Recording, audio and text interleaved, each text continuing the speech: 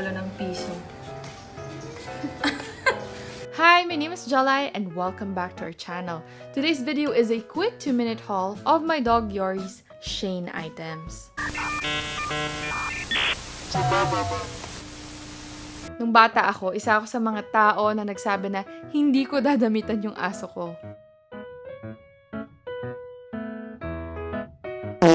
Hindi ako gaanong fan ng Shein noon, pero nung nalaman ko na maraming mura at iba't ibang pet items and accessories.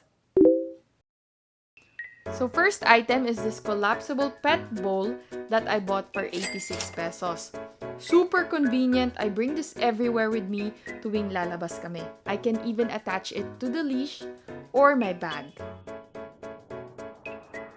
Next is this Y2K plaid pattern tank top that I bought for 64 pesos. This one is so cute and Yori was able to use it during my cousin's graduation creative photo shoot. To complete the outfit, I also bought this heart-shaped pet glasses for 47 pesos.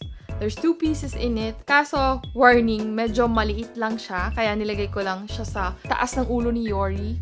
Next batch of orders is this pizza-shaped pet backpack for 179 pesos. Also, this duck pattern pet bandana for 46 pesos.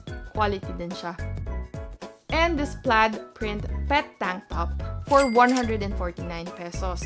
Mas pricier siya than the Y2K one because this one is cotton. Pasok na po ako sa Miriam. Sa Miriam daw. I suggest you buy during the weekend because sometimes they do have free shipping with no minimum total purchase.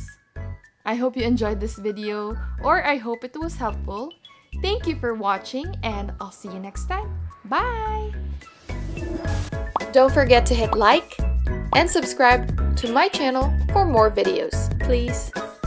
Thanks for watching!